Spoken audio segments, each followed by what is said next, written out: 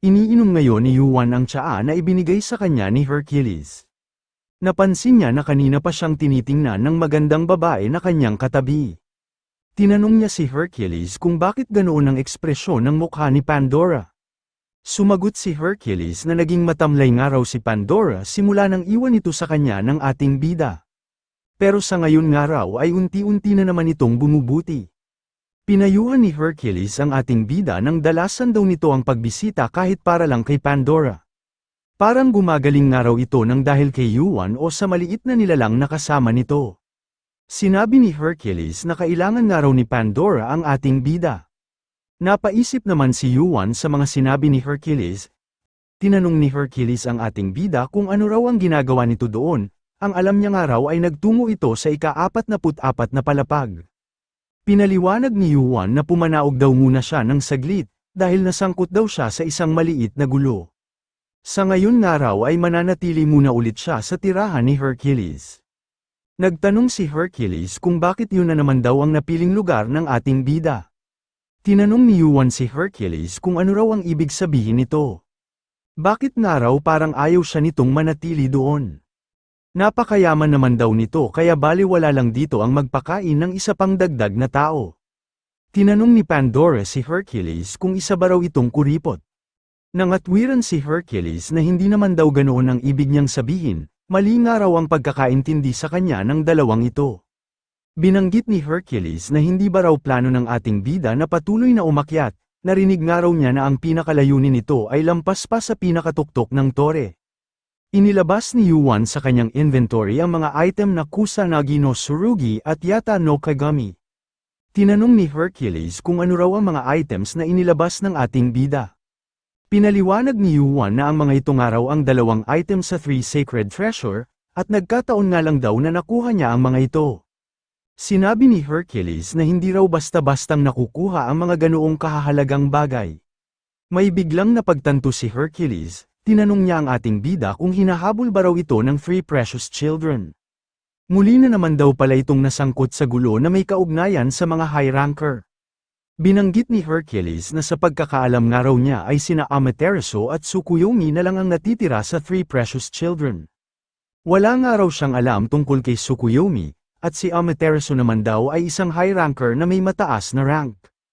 Tinanong ni Hercules ang ating bida kung kailangan ba raw nito ng tulong. Naisip ni Yuan na mukhang pinagkakatiwalaan ng araw talaga siya ni Hercules. Malamang nga raw sa mga puntong yun ay ayaw na nitong makipaglaban, pero inalok pa rin daw siya nito ng tulong. Naisip ng ating bida na sa ngayon nga raw ay kailangan munang manatili ni Hercules doon. Hindi niya pa rin naman daw kailangan ang tulong nito sa ganoong klase ng problema. Tumugon si Yuan sa tanong ni Hercules at sinabi na ayos lang daw siya, ayaw na nga raw niya itong isangkot pa sa kanyang gulo. Sinabi ni Hercules na mahihirapan daw ang ating bida kapag mag-isa lang ito. Tumugon si Yuan nang marami pa naman daw siyang magagamit na paraan. Sinabi ni Hercules na dehado nga raw ang ating bida sa papasukin nitong laban, pero sa hindi nga raw maipaliwanag na rason ay naniniwala siya na mananalo pa rin ito. Binanggit ni Yuan na kailangan pa raw niyang maghintay kung gusto niya talaga ang mga itong labanan ng maayos. May bagay nga raw siya na ipinagkatiwala sa isang tao at kailangan pa raw niyang hintayin na matapos ito. Habang naghihintay nga raw siya ay doon muna siya pansamantalang mananatili. Pinakiusapan ni Yuan si Hercules nang tulungan daw siya nito sa isang bagay habang nananatili siya doon. Pumayag si Hercules at nagtungo sila sa isang maluwag na lugar. Sumunod din si Pandora para manood at dinala ang pagkain na ibinigay sa kanya ni Hercules. Binanggit ni Yuan na halos isa pa lang daw bata ang kanyang skill na gigantification. Bihasa nga raw si Hercules sa paggamit nito kaya dito niya kailangang matuto. Ipinaalam ni Hercules na hindi raw siya magaling magturo. Tumugon si Yuan nang hindi raw siya nito kailangang turuan, mauunawaan niya rin naman daw ito sa katagalan. Tinanong ni Hercules kung gusto ba raw ng ating bida na tulungan niya ito sa pagsasanay nito sa skill na gigantification. Tinanong niya rin kung ibig sabihin ba raw noon ay lalabanan siya ng ating bida gamit lang ang kamao nito. Tumugon si Yuan nang parang ganoon ng araw, pinakiusapan niya si Hercules nang wag lang daw siya nitong papatayin habang naglalaban sila. Napaisip si Hercules sa mga huling sinabi ng ating bida. Ilang beses niyang binuksan at itinikom ang kanyang kamao. Hanggang sa bigla na lang siyang nagpakawala ng isang suntok patungo sa direksyon ng ating bida. Hindi man lumapit si Hercules pero naramdaman ni Yuan ang malakas na arcane power na nagmumula sa pinakawalan nitong suntok. Sinubukan niya itong seluhin pero hindi na ito kinaya ng kanyang katawan. Napaluwa si Yuan ng maraming dugo nang dahil sa laki ng tinamo niyang pinsala. Kasunod noon ay bigla na lang gumuho ang lupa na kanyang kinatatayuan. Binanggit ni Hercules ang pakiusap ng ating bida na huwag niya raw itong papatayin habang naglalaban sila. Humingi ng pasensya si Hercules dahil sa parting yun daw siya mahihirapan. Napangiti na lang si Yuan dahil naiintindihan niya na mahihirapan si Hercules na kontrolin ang lakas nito. Pagkaangat ni Yuan mula sa butas ay itinuloy na ulit nila ang kanilang paglalaban. Nagpakawala si Hercules ng isang suntok at sa pagkakataong ito ay matagumpay na itong naiwasan ng ating bida. Naisip ni Yuan na lubhang mapanganib nga raw ang lahat ng mga suntok na pinapakawalan ni Hercules. Sa tulong ng kanyang Cinder Eyes ay nakahanap ang ating bida ng pagkakataon para mapatamaan si Hercules sa bandang mukha. Naisip ni Yuan na hindi man lang daw ininda ni Hercules ang suntok na tumama sa panga nito. Sinabihan ni Hercules ang ating bida nang nakakairita nga raw ang mata na gamit nito. Sinalag ni Hercules ang sunod na suntok na pinakawalan ng ating bida. Sa pagsalag niyang yun ay agad niya ring pinatamaan si Yuan sa sikmura nito. Naapektuhan si Yuan sa tinamo niyang suntok at bigla na lang siyang nawala sa kanyang balanse. Sinamantala ni Hercules ang pagkakataong ito para muling atakihin ang ating bida. Nagtamo na naman ng pinsala si Yuan pero hindi pa rin ito tumigil sa paglaban kay Hercules. Sinalubong niya ang sunod na suntok ni Hercules gamit ang sarili niyang kamao. Habang nangyayari ito ay nakatanggap siya ng notification na nagsusumigaw raw sa sakit ang kanyang gigantification. Tinanong ni Yuan si Hercules kung gaano ba raw kataas ang strength stats nito. Tinanong niya rin kung bakit ba raw napakalakas nito. Tuluyan ang bumagsak ang ating bida at hindi na niya kinaya ang mga pinsala na tinamo ng kanyang katawan. Paulit-ulit na sinabi ni Yuan na makakaya pa raw niyang makipaglaban. Naisip ni Hercules na nagsasalita nga raw ang ating bida kahit na wala na itong malay. Lumapit si Pandora at sinabihan ang nakabagsak nating bida ng isa raw itong stupid simple. Tinanong ni Hercules si Pandora kung hindi ba raw baliktad ang pagkakasabi nito. Hindi na tumugon si Pandora at sinimulan na ang panggagamot sa mga pinsala na tinamo ng ating bida. Sa mga sandaling ito ay ilang araw nang naglalaban sina Yuan at Hercules. Sa paraang ito ay napapaangat ng ating bida ang proficiency ng kanyang skill na gigantification. Paulit-ulit man siyang nasasaktan pero kailangan niya itong gawin para mapa-evolve niya ang kanyang skill sa susunod na level. Hindi lang siya basta nakikipaglaban dahil pinag-aaralan niya rin kung paano ginagamit ni Hercules ang gigantification nito. Sumapit na ang dilim kaya huminto na muna sila sa kanilang paglalaban. Binanggit ni Hercules na gumagamit daw ng muscles ang skill na gigantification. Tinanong ni Yuan si Hercules kung paano ba raw ito gawin. Sinabihan ni Hercules ang ating bida nang gayahin lang daw nito ang kanyang ginagawa. Sa gulo ng pagpapaliwanag ni Hercules ay walang naintindihan na kahit na ano ang ating bida. Pagsapit ng umaga ay nagpatuloy na ulit sa paglalaban sina Hercules at Yuan. Pinapanood pa rin sila ni Pandora habang nagpapakain ito ng isang ibon. Agad na lumipad ang ibon noong maramdaman nito ang kapangyarihan na ipinapalabas ni Yuan. Nabalot ng kapangyarihan ng isang higante ang buong katawan ng ating bida. Inipon niya ang lahat ng kapangyarihang ito sa loob ng kanyang kanang braso at doon ay nakabuo siya ng giant's arm. Sinabi ni Hercules na matalino nga raw ang ating bida dahil ipinokus nito sa isang bahagi ng katawan ang skill na gigantification. Pero malaki rin daw ang stress at pinsala na matatamo ng braso nito kapag ipinangatake na ito ng ating bida. Tumugon si Yuan ng iba na nga raw ang kahahantungan ng kanilang laban sa pagkakataong ito. Kumilos na ang ating bida para atakihin si Hercules gamit ang kanyang giant's arm. Sa lakas ng pakakawalan niyang pag-atake ay nawasak ang mga kalupaan na kanyang nadaanan. Kinagabihan ay muli na namang nakabulagta ang ating bida. Habang nanggagamot ay sinabihan ni Pandora ang ating bida ng isang araw itong stupid simple na tao. Nagtaka si Yuan kung bakit baliktad ang pagkakasabi ni Pandora, dapat nga raw ay simply stupid ang sinabi nito at hindi stupid simple. Naisip ni Hercules na nasabihan na nga raw niya si Pandora pero mukhang sinasadya raw talaga nitong baliktarin ang pagkakasabi nito. Pinayuhan ni Pandora ang ating bida nang wag daw muna itong makikipaglaban sa loob ng 3 araw. Nagulat si Yuan sa dami ng araw na binanggit ni Pandora. Umalis na ng kwarto sina Hercules at Pandora at pinayuhan ang ating bida nang matulog na raw ito. Nagsisi si Hercules dahil parang napasobra raw ngayon ang ginawa niya sa ating bida. Napansin ni Pandora na nagtamo rin ng sugat si Hercules sa ginawa nitong pakikipaglaban. Sinabi ni Pandora na gagamutin niya rin daw ang kamay ni Hercules. Tumanggi naman si Hercules at sinabi na gagaling rin daw ito ng kusa. Iginiit ni Pandora na kailangan pa rin daw itong magamot, pero tumanggi ulit si Hercules at sinabi na ayos lang daw siya.